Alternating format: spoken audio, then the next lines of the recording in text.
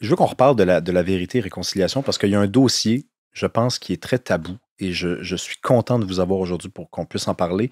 Je suis tanné d'en parler avec des gens qui ne sont pas des Autochtones. Vous êtes Inuit. Vous avez déjà dit, je ne suis pas Canadien, je ne suis pas Québécois, je suis Inuit.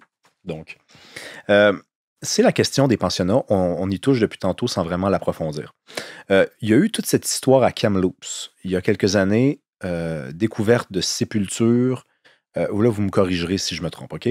Mais moi, dans le détail, la façon que je m'en souviens, c'est la façon suivante. Donc, il y avait eu une chercheuse qui avait identifié des irrégularités dans le sol d'un ancien pensionnat, dans un ancien cimetière à proximité d'un pensionnat en Colombie-Britannique. Et là, le New York Times, à l'époque, avait titré des sépultures, de nombreuses sépultures. Et là, bon. Radio-Canada ensuite avait dit ce sont des enfants qui ont été enterrés là, des enfants morts. Et là, depuis toutes ces années, c'est la version, je pense, qui a frappé l'imaginaire. C'est celle qu'on retient. C'est que dans ce pensionnat-là, il y avait un cimetière où on enterrait des enfants. Des années plus tard, et c'est pour ça que je veux qu'on parle de vérité, on n'a toujours pas fouillé. Et moi, je me rappelle, il y a quelques mois, d'avoir lu des gens de la communauté autochtone, des communautés autochtones dire ben, si on fouille pas, c'est parce que faut qu'on prenne notre temps, il y a des rituels, il faut qu'on consulte aussi nos communautés. Euh, mais là, en attendant que ce soit fait, il y a quand même une version du récit qui n'en demeure pas moins inexacte dans la mesure où il n'y a pas de preuves encore. Ça, est-ce que pour vous, juste en partant, est-ce que c'est du négationnisme, ça, que de poser la question comme comme je suis en train de le faire? Ben, en fait, je pense que ça dépend à qui la question s'adresse. Si elle s'adresse à vous, par exemple. Oui, moi, je veux dire, je suis pas impliqué au même titre que le serait, par exemple, des personnes dont les ancêtres ont fréquenté des Ouais. pensionnats indiens. Et c'est pour ça que je veux revenir sur aussi une autre réalité qui fait qu'il y a également un débat à l'interne. Sur la question des rituels, bon, il y a des personnes qui sont pro-spiritualité chez nous, qui considèrent que c'est un élément important, incontournable. Il y a des personnes qui, comme vous le dites, bon, sont à la recherche de la vérité et plus vite vers l'aura, plus on se rapproche de la guérison. Donc, pour moi, il y a ces éléments-là qui font que on est en quelque sorte sur un certain statu quo. Et pour moi, c'est pour ça d'ailleurs qu'il y a une personne au fédéral là, qui se penche là-dessus, qui est beaucoup plus à l'écoute pour essayer de voir un peu est-ce qu'il y a une porte de sortie possible. Mais ceci étant dit, je vais peut-être prendre un peu le dossier sur un autre exemple qui est plus près de nous, qui est le Québec.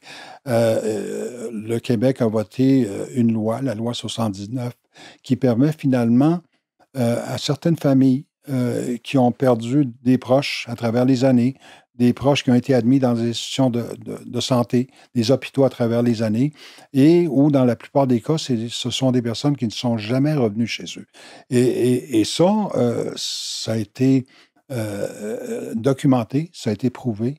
Et d'ailleurs, aujourd'hui, parce qu'il y a des rapports annuels qui sont soumis, parce que la loi l'exige, il semblerait que dans les estimations qui ont été faites au tout début, avant même que la loi soit votée, on est rendu à peut-être le triple des cas qui étaient soupçonnés. Donc, il y aura toujours un élément, je veux dire, il y aura toujours un doute, et ça dépend de la personne qui en parle, mais il y aura toujours un fond de vérité, là, et ça va dépendre encore de la personne qui est un peu, de ce côté-là de l'histoire, disons-le comme ça. C'est parce que moi, je connais des gens qui sont mal intentionnés.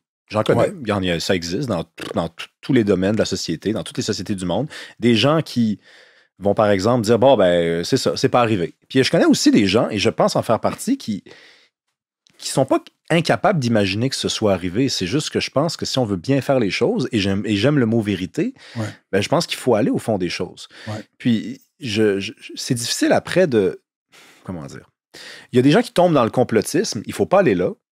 Mais ça serait tellement plus simple de fouiller. Comme ça, on n'irait pas là. On fouillerait, on trouverait et on pourrait amorcer le deuil. Alors que là, on dirait que, et pour des bonnes raisons que vous décrivez, vous parlez de gens qui ne veulent pas fouiller pour des raisons de l'ordre du rite. On veut pas il y a des gens qui ne veulent pas fouiller parce que c'est trop douloureux. Mais d'autres sociétés sont passées par là et d'autres sociétés et peut-être que ça a pris autant de temps, mais un jour ou l'autre, il faut y aller. Il faut y aller pour pouvoir mettre exactement les mots à la bonne place et que ça soit précis. Et si on ne veut pas que ça se répète, il faut exactement savoir ce qui s'est passé. C'est peut-être là où on doit tracer une ligne qui est très, très mince entre la responsabilité d'un élu ou d'une élue par rapport à sa communauté. Et un exemple qui me vient à l'esprit, c'est la communauté de Chisasibi, au nord, dans la région de la baie James, où l'ancien site, finalement, qui était l'île de Fort George, avait deux pensionnats. Un catholique, l'autre protestant. Et c'est des sites qui demeurent encore. Et pour avoir parlé avec la chef de la communauté, elle dit je trouve ça pénible comme processus. Mais elle disait, mais en même temps, moi, je me dois de respecter la volonté des aînés. Il n'y a pas une version, il n'y a pas une position. Donc, c'est ce qui rend la tâche, je veux dire, d'une personne élue, et encore une fois, je reviens à la définition de pouvoir, qui n'est pas la même par rapport à ce qu'on voit ailleurs autour de nous. Donc, je pense que c'est un élément qui est sans doute profondément humain. Oui, tout à fait. Ouais. Mais c'est qu'en attendant, et puis après on changera de sujet, là, mais en attendant, et peut-être que ça ne viendra pas, cette opération-là qui consisterait à aller fouiller, puis à vraiment fouiller pour vrai le fond de cette histoire-là, il y a quand même, tantôt vous disiez, j'ai jamais cherché à culpabiliser, mais il y a un coupable quand même, là. Il y a un coupable très clairement indiqué, et il y a des gens qui, simplement parce qu'ils sont héritiers de ces coupables-là, coupable entre guillemets, je suis obligé de le mettre en guillemets parce que la démonstration n'est pas complètement faite. Il y a des gens qui se disent, je refuse de porter le poids de cette responsabilité-là. Et moi, sur le plan strictement personnel, je pense que je serais capable de le porter si démonstration était faite. Mais en attendant, on est, à mon avis, dans quelque chose qui s'apparente à de la spéculation. Même s'il y a énormément de preuves circonstancielles. Quand on dit, par exemple, que des gens ne sont pas revenus, ben, écoutez, c'est ça, ils ne sont pas revenus. Donc, s'ils ne sont pas revenus, ils sont allés quelque part ou ils sont morts. Ils sont morts de quoi? Ils sont morts comment? Où ils sont partis? Ont-ils disparu? On parle tout le temps des femmes autochtones disparues, hein? Mais si on les trouvait, on pourrait savoir où elles ont abouti. Donc, il manque toujours ce petit côté-là. Et pour certaines personnes, on dirait que l'espèce d'absence de curiosité chez certains membres des communautés autochtones, c'est peut-être parce qu'on sait que sur le plan symbolique, la victoire est déjà faite, c'est-à-dire que le coupable est déjà désigné. Pourquoi fouiller davantage si le coupable est déjà désigné? Je pense que tout le monde est conscient, puis incluant les gens chez nous, qu'on réussira jamais, qu'on ne peut pas réécrire l'histoire. Mais en même temps, il y a quand même des pans importants de cette histoire-là qui ont été démontrés. Et écoute, l'exemple que je prendrais, c'est celui du fonctionnaire qui finalement a été assigné pour gérer les pensionnats indiens à l'époque, Duncan Campbell Scott. Hein, et pour nous, c'est très clair au sein de la communauté que le coupable, c'est lui, là. C'est pas la génération ou les générations qui sont venues par la suite ou qui l'ont suivi. C'est vraiment lui, finalement, qui a posé le geste d'administrer ces pensionnats indiens-là.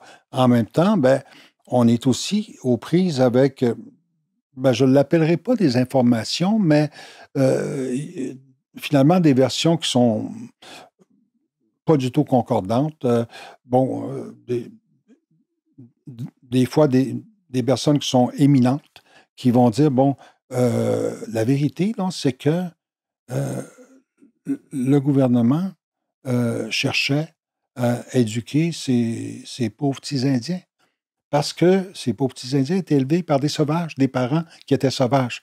Donc, quelque part, si on est bien intentionné ou on prétend l'être, bon, on peut dire, ben, tu sais, il y a une logique à ça, là. Mais de quelle façon ça a été perpétré?